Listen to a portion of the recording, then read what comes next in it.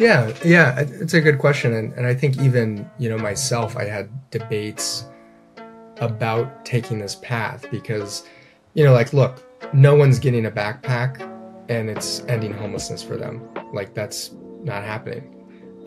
It's a backpack like that, it's not going to end homelessness. And I think that, there's a lot of different layers of services that we're currently providing. And the ultimate goal is to get people housed, like, permanently. Like, it's a small part of the equation, but are there people who have gotten our packs, have been able to keep their phone charged and be notified of when they had availability in shelter or Exactly. their appointments? Yes, we've had a lot of people. That's a win.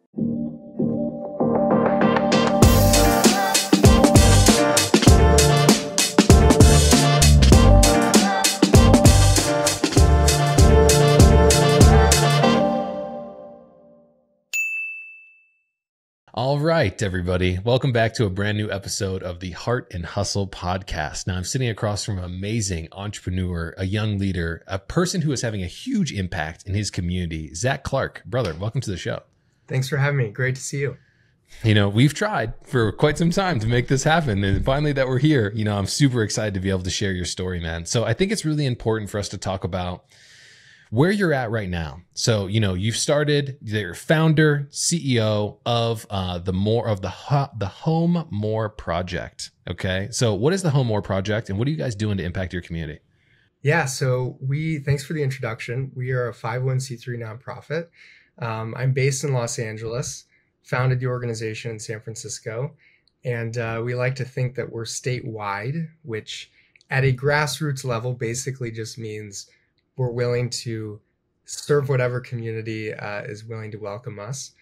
So this year we're in about 20 different cities. Notably, we run a backpack program called our Makeshift Traveler. I'm looking forward to talking more about that as well. And next year we're excited because we're launching a tiny home transitional housing program. And the location is to be determined. So that's kind of a skinny. Dude, we're talking about serving our community, specifically populations of people who need our support more than ever. Now, in the world of entrepreneurship, right? How old are you, first of all, for the audience so they can understand? 24, just turned 24. 24 years old, talking about serving his community, creating a mini transitional housing program, talking about the Traveler. What's it called? I'm sorry again. What's the name of your guys' back? Makeshift Traveler. The Makeshift Traveler. Yeah. I'm thinking 24-year-old in 2024, often they're going to be thinking about crypto, drop shipping, SSMA, all these different types of things, but you're dedicated to serving a population of people in our communities who need it more than ever. Why are you choosing to do this work, man? Why was this something that got so much of your attention? Yeah. I mean, I guess I'll start a little bit that I grew up in Atlanta. I moved to San Francisco in 2019. And I was living in my dorm when COVID-19 hit. Quickly moved to the only apartment in the city that I could afford, which happened to be in a neighborhood called the Tenderloin.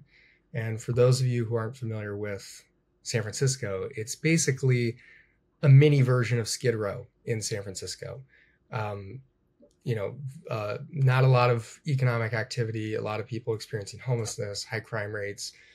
And so I lived there for 4 years. And during COVID, I joked that I knew more people who were experiencing homelessness outside my building than I knew people in my building. And so just through talking to people who are experiencing homelessness, learning their stories, I concluded that there's, quite frankly, nothing more important to be working on than doing this work. So I need to rewind a little bit. So 2019, a day in March, right? I'm sorry, 2020, a day in March, the world shuts down. You're in the dorms at that point in time. Why do you decide to say, hey, I need to go grab an apartment somewhere? Like, what's the motivation behind that? Were they saying, hey, everybody's go home? What was the whole situation you were dealing with there? Yeah, so we had a week to move out of the dorms and I didn't want to go back and live at home. And so I was also a bit optimistic that it was going to be in San Francisco. It was about a year and a half after that period in March that we were still remote. But at the time I was optimistic it would be just a few months. And yeah, I'm an only child.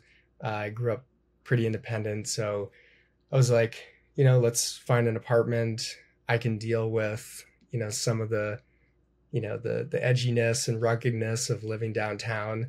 And, little did I know that it would really change the trajectory of my life. Because I moved to San Francisco to work like in tech, to work in a startup. I studied business undergrad. So I'm like, the very stereotypical like business student. And I had kind of a, not to jump ahead, but in 2023, when I graduated, like I had, some pretty great offers from like Amazon, some other companies in the Bay Area. And it was very hard to kind of say like, I'm going to turn down this salary and benefits, but, I'm super passionate about doing this work. So we moved to the Tenderloin. Yeah. I'm guessing that you were like searching on, realtor.com or, apartments for whatever it is. You find a spot, you show up, you're on the Tenderloin. What is it like the first time you start looking around and recognize the homeless population that is around the Tenderloin? Because this is kind of like world known if you've ever been into San Francisco, like this area. It's not exactly the best. So what was the aha moment where you were like, man, I'm really in it right now? Yeah, it's very distinct because I didn't tour the apartment before going. I was actually in Florida with my dad for a few weeks. It was like, I need to get back to SF. So I look on the apartment. And of course, naturally, if you're advertising a unit in the Tenderloin, you're not showing what the street view is. And so, that was the first kind of thing I got fooled on. And I'll never forget. I mean, I rented a minivan. And for those that know San Francisco, I'm coming down Jones Street. I turn left onto O'Farrell, and I'm like thinking, oh, I really hope there was an error in the address that I put in my GPS, because, it was just nothing but tents. And, I remember pulling off, I started moving in, and, like anything else, the community was super friendly. And, I think a lot of the stereotypes that we have about people who are unhoused, I've been doing this for 4 years, and I can attest that most people deep down, they're good people.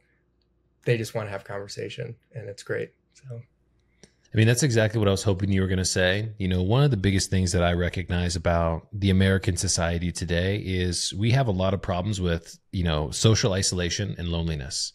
But one of the best things that we can do as a community is come together and start eliminating some of these stigmas and these labels that we have on people.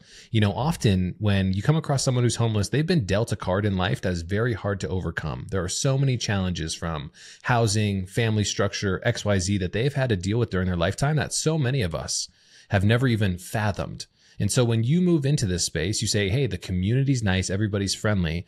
Why did you choose to lean in so heavily to meeting the people on the streets? Because you could have very easily gone like recluse mode and just like disappeared into your apartment and never came out. Why did you start engaging with so many people on the streets? It's a good question. I think part of it's just my nature. I grew up in Atlanta, and, where I lived was very diverse. I had friends from all different backgrounds, different like socioeconomic levels. I mean, I had, best friends who were from inner city Atlanta. I had best friends from, rural Georgia. So I always prided myself on getting along with everyone. And so, like, as you said, I mean, I don't see people who are experiencing homelessness as, homeless being their identity. I see it as a temporary situation. And, it's kind of an overused saying now, but I mean, I don't see you as a housed person, and you don't see me as a housed person. So why is a defining factor for these folks that they don't have housing?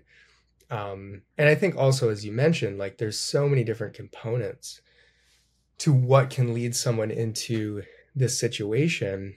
And I think what's most interesting that I've come to realize just recently is that for some folks I've met, like their primary cause into homelessness and the way that they got out of homelessness could be reversed for someone else. And I'll just give you an example. So one gentleman I meet gets divorced, which spirals into, a whole set of situations that causes him into homelessness. And it's work, it's a newfound purpose that gets him out of it. So in that scenario, it's social networks, it's, family that is the cause, it's employment that gets him out of this situation. For someone else, it can be completely reversed, right? This is a more common situation. Someone loses work, that causes an economic downturn, they become homeless, maybe a family member brings them in. So it's a really interesting dynamic that a lot of people, one person's cause could be another person's solution. So There's a really interesting, I'm going to search something right now. What do you, off the top of your head, what is the percentage of people in the United States that are living paycheck to paycheck? that's a great question. I have no idea, but I would All say right. What do you think? I'm going to say, I'm going to say 55%. 55% is a really big number. Okay. Based on what I'm searching right now on Google, right? And we can take it for what it is with a grain of salt. According to a recent survey, around 60 to 70% of Americans are considered living paycheck to paycheck, in which 40% of those individuals have an income over $100,000 a year. Yeah. So let's not act like we are all insulated from these challenges that we can all go through economically. I think it's really important when we have conversations like this of people being housed and unhoused. Everybody is this close away from having these hardships come onto their life. And I wish that we could have a more common conversation about being able to be prepared for times of hardship, but also being able to support the community in ways at which everybody needs, right? It's not a small population of people. Right now, my girlfriend is actually on her final rotation in PA school to be a physician's assistant. And she's here in Las Vegas, and she's been going downtown and serving community health, meaning people in populations who are transient, homeless, unhoused. Sure. And she said that she meets some of the most amazing people who unfortunately came across a stroke of hard luck and unfortunately weren't able to recover from it. But sharing those statistics is something that I think it's really important to lean into. There's a lot of us in this society today who are really close to coming on hard times. So I didn't mean to kind of digress there, but I thought it was really important to kind of hit on those statistics, man. No, for sure. And I'm sure we can all think of, I mean, I can think of a couple of people that are very close to me that, without some familial support, without being on disability, you know, one loss of job, one injury could have spiraled into this situation. So it's definitely a lot closer than we think. So we moved from Atlanta. We're now going to school in California, right? We're now in SF after the pandemic. We spent a couple years here. We graduate from school. You've got the top tech organizations like Amazon coming after you and saying, hey, Zach, come work on our team. What is the family conversation like when you got these offers on the table and you say, I'm going to start a nonprofit and I'm going to serve my community? What was some of that like? Yeah, I mean, thankfully, my parents are very supportive. And I had also, I started the organization really in early 2021. We launched our first program at the end of 2022, and then I graduated school in May of 23. So I'd had 2 years to kind of prove that I could do this, and I had also gotten into UCLA. I'm now in grad school here, so that helped that case, and yeah, I'm really excited. We've had a lot of growth. Starting January 1st, I'll be the first paid employee of the company. Let's go, Zach. After 4 years, it feels really good. As we can get into later, there's a lot of baggage with, the nonprofit kind of complex, if you will. But at the end of the day, you got to pay people to do the work. And, I'm excited to do it. Dude, I'm super excited for you. I mean, this upcoming year is going to be a big year for you. All of the work that you've put in is going to finally start getting you paid for all the sweat equity that you've been putting into this. Let's reverse a little bit. So 2021, we start the nonprofit. What is the process like of registering a nonprofit? Why do we decide to go this way instead of going a for-profit avenue? What was some of the decision making behind that? Yeah, I mean, I guess first getting a nonprofit status is super easy. For anyone that's interested in doing it, it's like $500, takes a few months, and all of a sudden we are tax exempt. So super easy to do. I'm sure you're aware of this, Keenan. And We started in 2021. I knew the first step was to form a board. So we brought in about 8 people that I found or that I was connected with, provided some legitimacy to the organization. I built an internship program. So we've had, over the last 4 years, we've had over 100 interns from like 20 different schools come through the program. They work on various projects that we're doing. And it was really great. It was a way to get some people working at low cost, and also bring some like fresh kind of youthful minds into working uh, on a topic like homelessness. So started off initially, and the initial goal was to build a sort of campus-like environment using a transitional housing model. I quickly realized that I had no background in this work beyond just walking around the tenderloin, or the TL as we call it.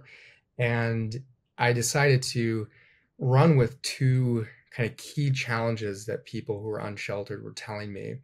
And the first was that they had a lack of consistent connection. So a lot of people had cell phones, but they didn't have a place to charge them. And the other was uh, like luggage and backpacks and things getting stolen. A lot of the organizations giving them out were very cheap and low quality. And so I ran with those two challenges to create what we selfishly like to think is the best and last backpack someone who's homeless will ever need. And that's what's called our Makeshift Traveler. So it's a hard shell pack. It's got a solar panel, a battery. People are able to plug in and charge their phones. And then we include a whole slew of other items like a radio, flashlight, sleeping bag, a bunch of other stuff. So that was kind of our key program that we launched. We launched on October 1st, 2022, gave out about 500 packs from then until the end of 2023. And then this year we're going to give out about 1,200 across California. Let's go, Zach.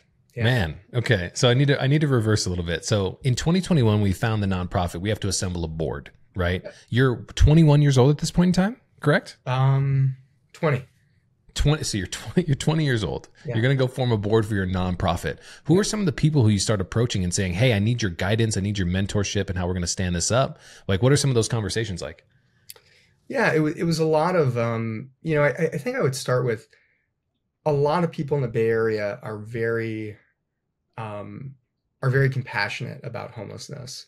I think that there are, just like anywhere, a certain portion who want to look the other way, point fingers, but I would say a large portion of people do genuinely care.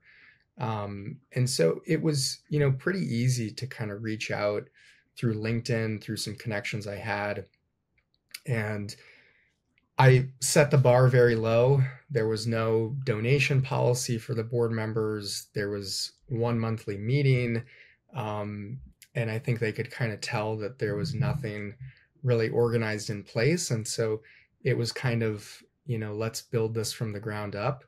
And so, yeah, we actually just had our in-person board meeting a few weeks ago, and we were looking back on how, when they joined the board, that year we did $1,951 in donations.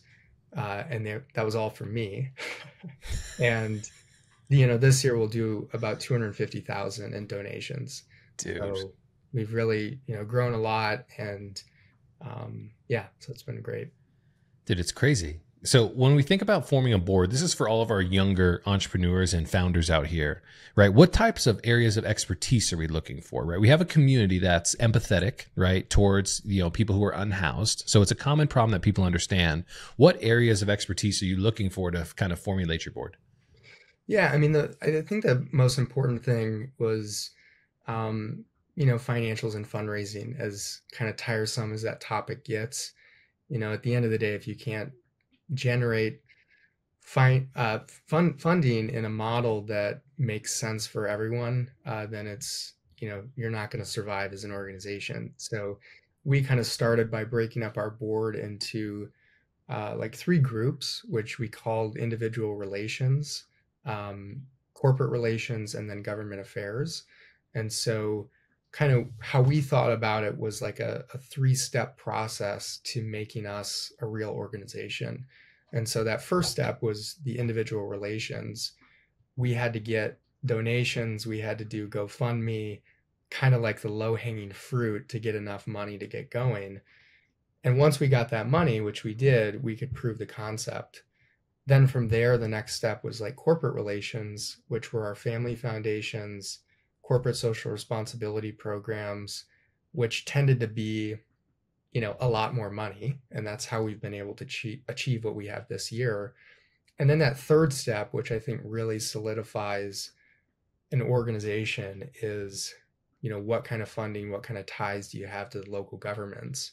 And that's how you really, you know, solidify yourself as a player in the community. So that's kind of our next step.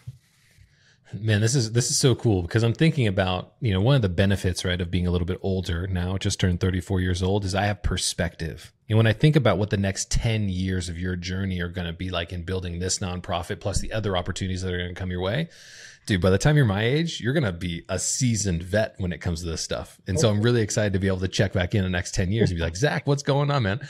So let's, I want to get back on task a little bit. So what I want to talk about next is, so we recognize that we're going to go to a transitional housing model, and you say, hey man, I don't really know how we're going to be able to attack this big problem, right?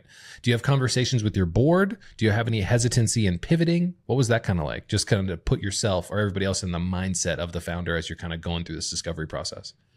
Yeah, I mean, I certainly bounce ideas, but I think when you're so young in the organization, like so early on in the days, what I mean is you really have to, this is your ship. Like you gotta be the one driving it, and so it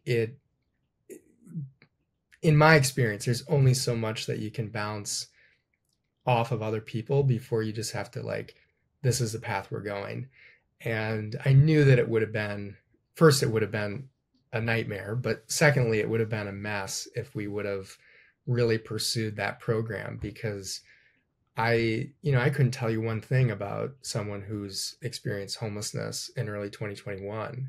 And, now I feel like I know some of these people better than, the general public. And so it's to me, it's really, really important that I've never experienced homelessness. I'm thankful that I've never been close to experiencing homelessness, but I have to, it's my obligation to do everything I can to put my feet in their shoes, to try to understand from their perspective what they need and how we can deliver on that.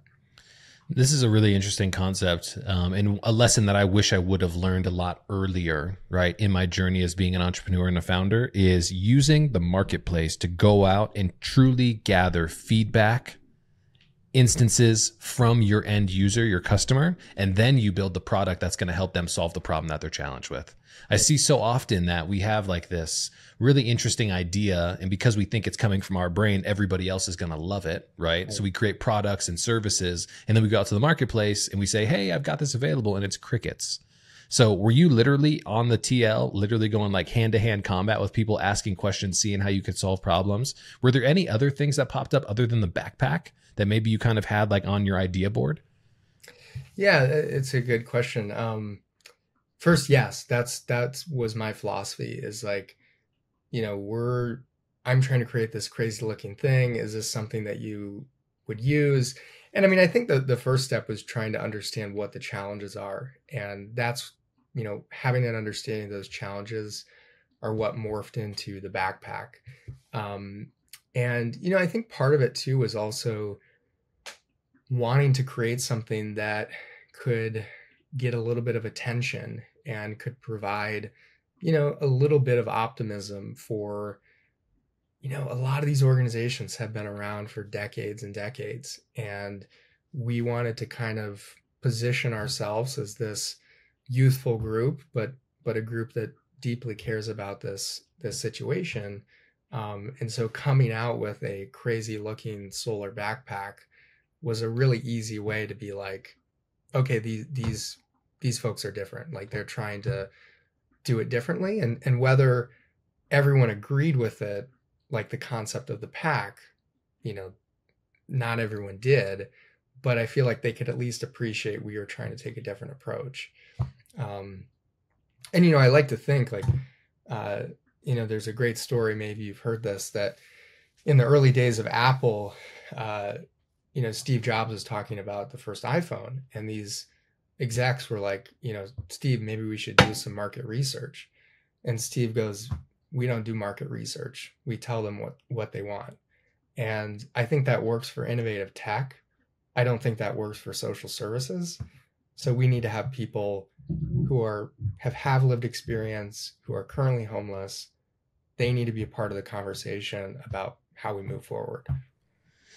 I was having a conversation with a CEO from a food bank in Alabama a couple weeks ago, and he was telling me about one of the biggest problems we have in nonprofit leadership today is often our CEOs and executive teams, even boards, often come from middle to upper class value systems.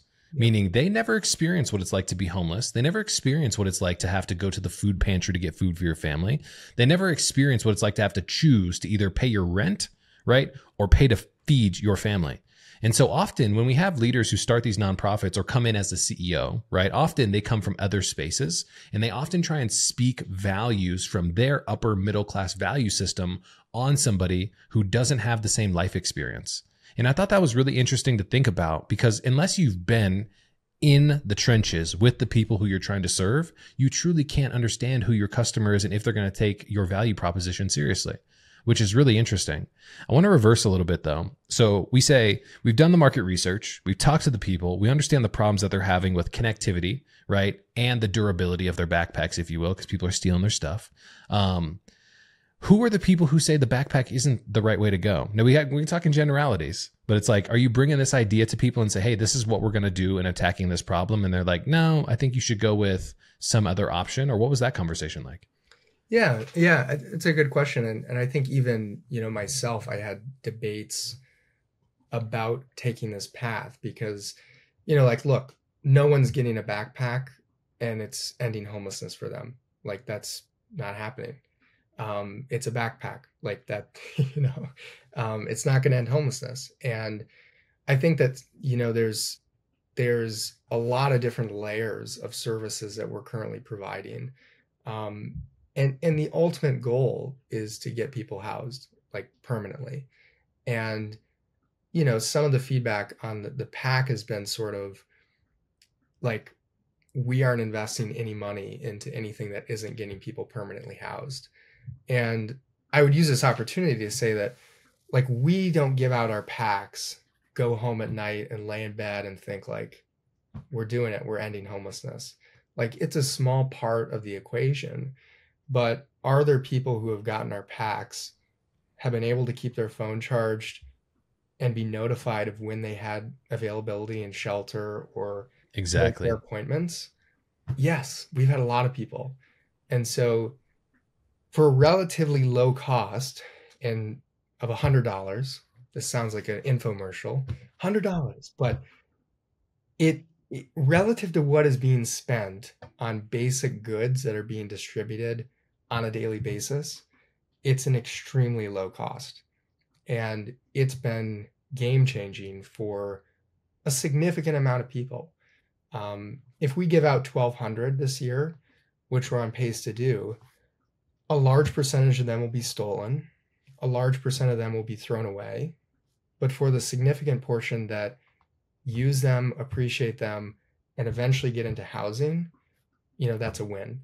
So we try to be really realistic in our approach in, looking at the metrics and measuring the program, because it's not going to be successful for every single person that gets one. So. I'm not sure if you've ever heard the saying, but it's one of my favorites. There is no silver bullet.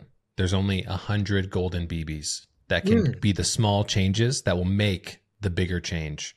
When I think about that, as you were talking there, I was like, if we think that we're going to be able to just have one foul swoop, right, of a product or a service offering that's going to take everybody out of this compounded stress and pain of being unhoused, we've got it all wrong. But we have to get back down to the fundamentals, right? Making sure people are connected, making sure that they have the opportunity to charge their devices. So when a bed opens up, when they have an opportunity to attend appointment, if they have an opportunity to show up for workforce help or anything else like that, those are the small things that create momentum to help somebody get back on the other side. Right. And I feel like you've done an amazing job of being able to simplify this down into why this stuff is important. So let's talk about, go ahead. Can I share one quick story? Yeah, of course. Okay, cool. So day 9 of us giving out these packs, I meet a man named Dave. And how it started is we had our initial launch. So we gave out about 10 on October 1st. Every day for about 100 days, I would give out one pack. So I'd meet someone, I'd give them a pack, I'd sit down, I'd learn their story. That's how I gained this, what I feel like is a pretty well-rounded, knowledge about this work. And so on day 9, I meet a man named Dave. He has nothing. He has no shoes. His hood is over him, and he has a little backpack that has like seemingly nothing in it. And I said, here's a backpack. I mean, it was a bit more elaborate, but here's a backpack. He didn't want to talk much, so I walked away. As I'm about to cross the street, he goes, "Can you see if my mother actually died?" That's what he said to me. And I turned around, I said, I'm happy to try to figure this out. He says, "I get a letter in the mail that says my mother passed away and I should have some inheritance." So I call his sister, who he gives me the name of. 30 minutes later, I get a call from the attorney that Dave has $40,000 in inheritance waiting for him. And I had done many 10-mile walks up and down every single street of the Tenderloin, and I never found Dave. And I don't know if he's where he is, if he's still alive, what his situation is. But here's someone that if he had a phone that was working, he would have $40,000 immediately. So like there's a serious power in being able to connect with folks who are on the streets. I'm sure like everybody else who's listening to this and watching this podcast literally just got the chills. I mean, think about how such a small incremental moment, a small key, if you will, could open up such a large door for somebody and can change the trajectory of their life. Wow. I'm sure it's easy for you to get super excited about this work that you do when you have the conviction of the impact that you're making, like Day 9 Dave, which is really interesting. Yeah. Never found him though. I'm not sure where he's at, but that's always one that got away. Yeah. Okay. So I want to dive a little bit into the absolute genius that is this backpack. So we recognize that people have their backpacks stolen or their backpacks are getting ripped. They're not staying, their forever backpack, if you will. We're also having connectivity issues. So what's the process like of scoping out a product like this? Like, can you walk the audience kind of through the process and the roadmap of saying, here's the idea, what's the iteration process like, and how do we actually come out with a tangible product that is being produced that we can actually give to people for such an important need? Yeah. Well, I'm thankful that I had a very great, smart product engineer who worked on creating those initial mock-ups, the first prototype. Ken Tarlow, I worked with him in San Rafael, and we spent a year just going back and forth. We had both kind of concluded on doing a hard shell pack, one to signal that this is really durable, but I think two to kind of, be a little bit of an emblem of like, this pack is built to withstand until you can get housing. And so, yeah, we started in February 2021. We spent about a year kind of working through testing different models. We knew that we wanted the charging component. And then we finished our first prototype in about November of 21. And we used that prototype to raise the first $50,000 to make the first 500 packs. And they were not great. They were, pretty quirky and V1, baby. Yeah. I mean, like, anytime you create something, there's like just a quick story, but like about 2 months in, I started getting these emails that my zipper's breaking. And, you know, if you've ever had a backpack with a broken zipper, you basically don't have a backpack. And so we spent like 3 months working to repair all the zippers, and it was just, you know, a mess. But when you're creating something new that's very complex and has a lot of different features, it was easy to kind of overlook some of those things we should have done better. So we have our first iteration of the backpacks that go out. We're getting real user feedback back that says, hey, we've got some improvements. Now we go back to the drawing board and we keep iterating on the product. Or like, what was one of the big milestones when you were like, hey, we've got V2, maybe 2.5, maybe 3, whatever it looks like. This is a solid backpack that we can take out to the marketplace. What was that feeling like? Yeah, it was great. We submitted our second purchase order for the second 500 packs with some of those improved features. We went from a 3mm zipper to an 8mm. So we kind of addressed a lot of those, you know, low-hanging fruit issues that we had. And then the third model, which we're actually coming out with November 1st, so in about a week, this is a model that I think we feel really confident in giving it out. And for folks who end up looking up the backpack to see it, you'll notice that it's a bit bulky and it looks a bit wide, but we're excited because the third model, we invested money into shaving down some of the like excess plastic. And so it's more, you know, aerodynamic. It looks like a normal pack when you're wearing it, not this like big bulky thing. So we're really excited for that. First of all, everybody go down to the description of this video or in the description of the podcast as well, and check out the link to the HomeMore project so we can see kind of the work that Zac and the team are doing with this third version of this backpack when this releases. So now we released the backpack. I want to talk a little bit about kind of the heart behind this journey, right? Because this is Hart and Hustle. We've talked a little bit about the hustle. I want to talk about the heart. So, you know, on this journey, one thing that we should be aware of is one of the blessings that I've had from hosting so many CEOs and founders of nonprofits, right, is CEO burnout of nonprofits is really, really high. Now, a part of this has been, I would say, attributed to the fact that when we're fighting such a big macro problem, right, often those finish lines or those checkpoints in our journey can feel like horizons. We take one step closer to them, they move one step further away. How are you trying to stay grounded in this process of having such a big impact, but realizing it's such a big fight that you're going to have to continue to keep fighting? Yeah, I mean, I always describe it like I'm a founder, I'm not a CEO. And the minute that someone else can step in and be the CEO and let me do other things will be one of the best days because I like being on the ground. I like being in the community.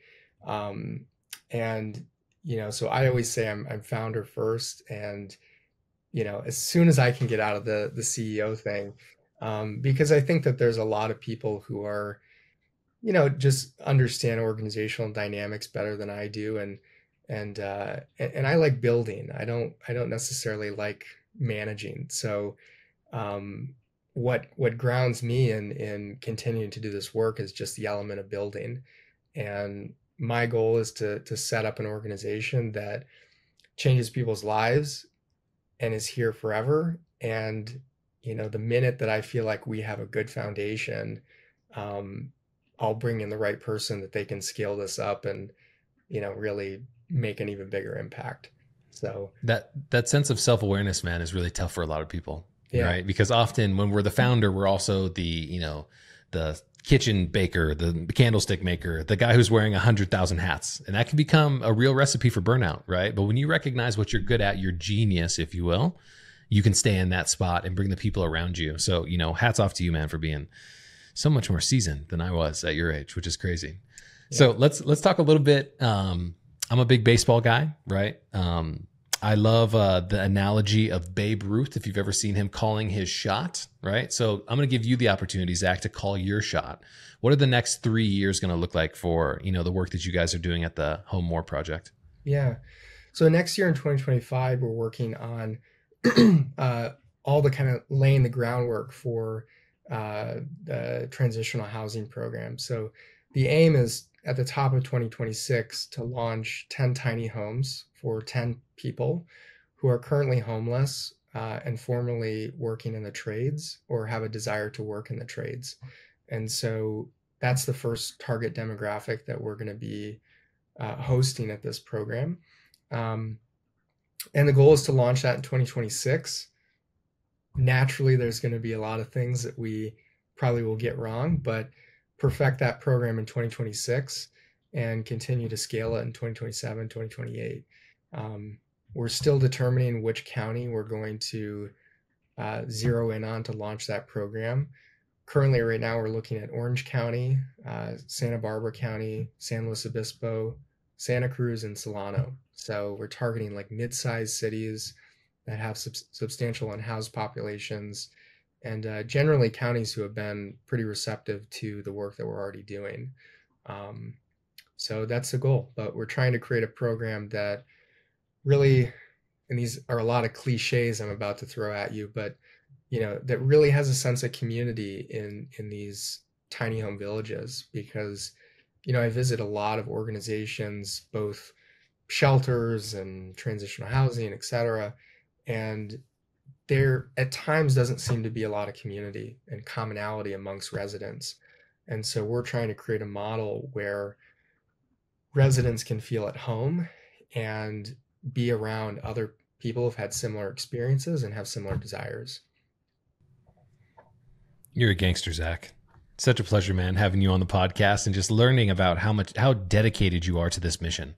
Brother, you are the definition of heart and hustle, and I can't thank you enough for coming on the show. One of the traditions we have here on the podcast is as we end, we have a previous guest ask you a blind question.